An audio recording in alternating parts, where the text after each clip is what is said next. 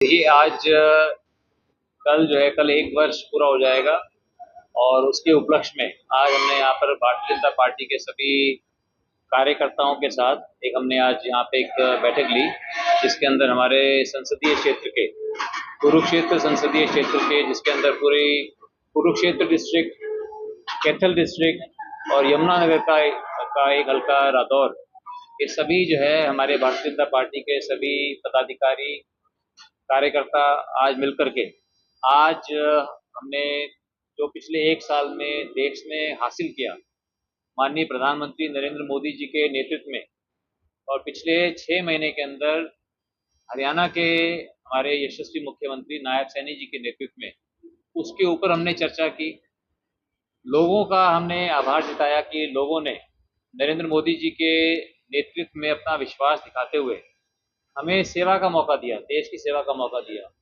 और मैंने अपनी तरफ से भी अपने क्षेत्र के लोगों का मैंने आभार व्यक्त किया, धन्यवाद किया और ये बताया कि पिछले 1 साल के अंदर जो जो मैंने वादे किए थे, जो हमारी सरकार ने वादे किए थे, हम उन वादों को पूरा करने के लिए हम दिन रात लगे हुए हैं।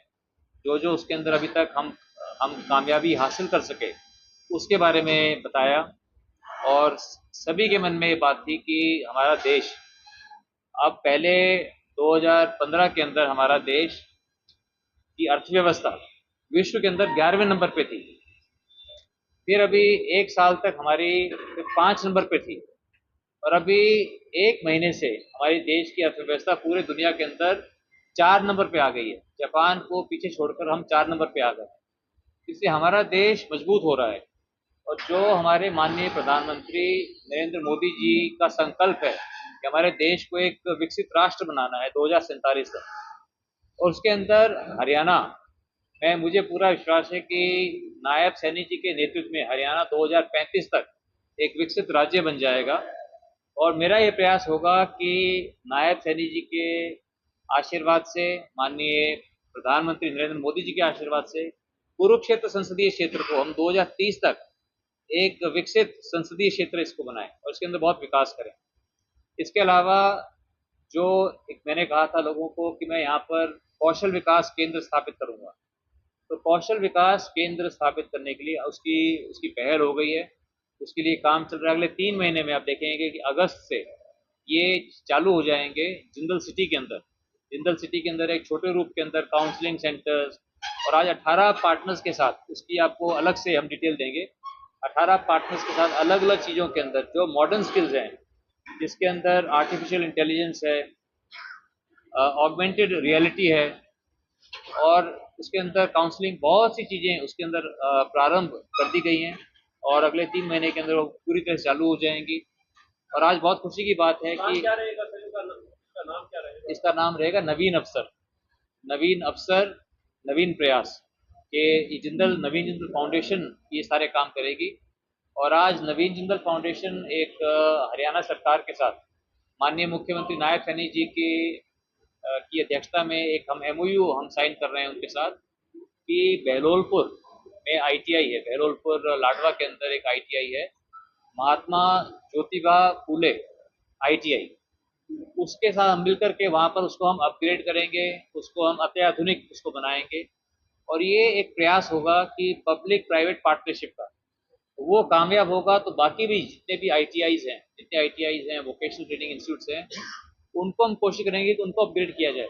माननीय प्रधानमंत्री जी का भी यही मकसद है कि जितने भी हमारे नौजवान हैं उनको स्किलिंग किया जाए। अगर हमारे नौजवानों के पास कोई हुनर होगा, अगर वो हुनरमंद होंगे, उनके हाथों में कौशल होगा, तो फिर उनको भटकने की ज़रूरत नहीं है। उनको अच्छी नौकरियां मिलेंगी, वो अपने पैरों पे खड़े हो सकते हैं।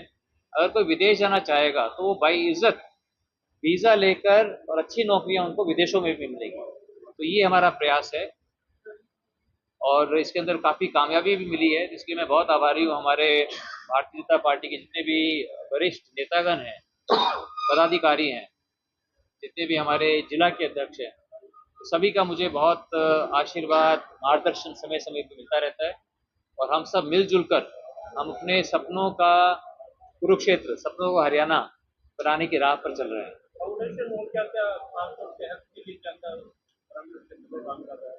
देखिए, हेल्थ के लिए आप जानते हैं कि कैथल के अंदर 1000 करोड़ की लागत से वहाँ पर भगवान परशुराम मेडिकल कॉलेज बन रहा है। उसके अलावा जो जो डॉक्टर्स की जहाँ जहाँ कमियाँ थी वो डॉक्टर्स की कमी पूरी की जा रही है। मैं अपनी तरफ से नवीन जिंदल फाउंडेशन, हम जो है 3 हमने मेडिकल वैन्स वो जगह जगह गाँव में जा कर के दवाइयाँ बांटती हैं। हम हेल्थ कैंप भी ऑर्गेनाइज करते हैं, कहीं हम आँखों के कैंप ऑर्गेनाइज कर रहे हैं। तो जितना कुछ हो सकता है हम इम्प्रूवमेंट करने की कोशिश कर रहे हैं, उसके अंदर हमें बहुत कामयाबी भी मिल रही है। के लिए हमने जगह जगह जहाँ जहाँ गाँव के अंदर जहाँ पर जिम बनाने की जगह है तो वहाँ पर हम जिम का सामान दे रहे हैं। करीब 30-40 जगह जा चुका है और बाकी भी सारी जगह धीरे धीरे करके पूरा सब जगह कवर करेंगे, क्योंकि देखना कि किस कंपनी से सामान लेना, क्या उसका एक्सपीरियंस रहा, कैसी उसकी क्वालिटी रही। अब सारे कामों के अंदर हम गति पकड़ेंगे, सारी जगह स्पीड पकड़ेंगे। इसके अलावा खेलों की किट देना, जो कुरुक्षेत्र के अंदर द्रोणाचार्य स्टेडियम है उसको भी उसका भी पूरा हम उसको मॉडर्नाइज करेंगे, उसको उसके अंदर और सुविधाएं उपलब्ध कराएंगे। क्योंकि स्टेडियम के अंदर दो तरह के लोग जाते हैं, एक तो जाते हैं खेलने के लिए, एक जाते हैं नॉर्मल वॉकिंग करने के लिए। कई बार वॉकिंग करने के लिए जो जाते हैं और जो खेलने के उसके अंदर भी थोड़ा कॉन्फ्लिक्ट रहता है, वो ना रहे इसके लिए जो वॉकिंग के लिए आते हैं उनके लिए अलग हम पूरा एक ट्रैक बना देंगे, एक अलग रबर का ट्रैक बना देंगे, ताकि वो आपस में उनको कोई भी कॉन्फ्लिक्ट नहीं होगा और दोनों आराम से वॉकिंग भी कर सकते हैं और खेलने वाले एथलीट्स जो हैं वो अपना काम कर सकते हैं। तो द्रोणाचार्य स्टेडियम भी, और इसी तरह जितने भी स्टेडियम पूरे संसदीय क्षेत्र के अंदर जितने भी स्टेडियम है, लेकिन स्टेडियम के अंदर एक्टिविटी जिस हिसाब से होनी चाहिए वो नहीं है, जिस हिसाब से स्टेडियम्स का रख रखाव होना चाहिए वो नहीं है।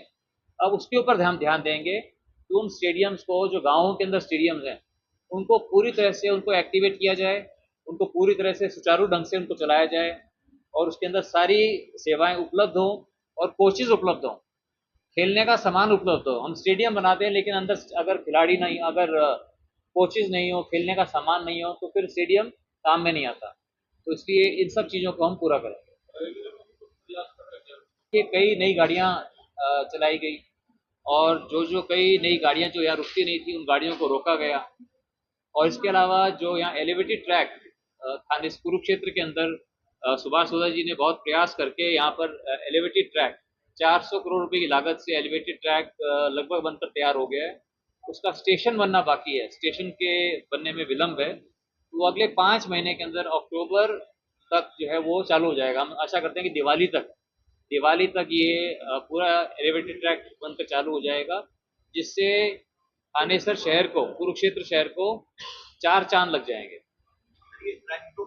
मैं सभी ऑफिसर से मैंने सबसे खुद बात करी और उसमें ये है कि जब साथ में, क्योंकि प्लेटफॉर्म लंबा होता है, उसकी जब कंस्ट्रक्शन होगी और साथ साथ में जब रेलगाड़ियाँ चलती रहेगी तो उससे सेफ्टी के इश्यूज हैं, उससे जो वहाँ कर्मचारी जो काम करेंगे, जो मजदूर काम करेंगे, उनकी सेफ्टी के अंदर का डर है। तो इसलिए जब हमने इतना सब्र किया है तो एक बार उसको पूरा करवा लें। तो अगले 5 महीने की बात है, उसको तैयार कर लें और फिर ताकि इसको पूरा चालू कर दें। आपकी बात ठीक है और उसको भी जो है हम उसको जल्दी उसको दोबारा से चालू करवाएंगे। जो जो उसके अंदर कुछ मेंटेनेंस के काम थे, कई बार ये होता है हमारे यहाँ, हमारे देश में, कि हम जो है एक डेट दे देते हैं कि भाई प्रधानमंत्री जी को ये चीज़ चालू कर दी, अब वो आएंगे, उनको उद्घाटन करना है, लोकार्पण करना है, तो सब लोग उस एक्साइटमेंट में उसको हम जल्दीबाजी करके उसको चालू कर देते हैं, लेकिन कुछ ना कुछ उसमें कमी रह जाती है।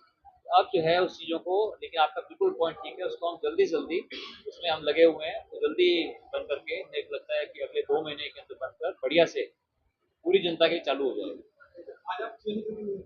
आज जैसे मैंने कहा कि आज माननीय मुख्यमंत्री जी के सामने हम एमओयू साइन करेंगे, जिसके अंदर जो लाडवा में आईटीआई है, महात्मा ज्योतिबा फुले आईटीआई, उसका उसको अपग्रेड करने के लिए, उसको बढ़िया बनाने के लिए हम नवीन जिंदल फाउंडेशन के साथ उसके साथ एमओयू करेंगे, ताकि उसको लेकर उसको आगे काम को बढ़ा सकें।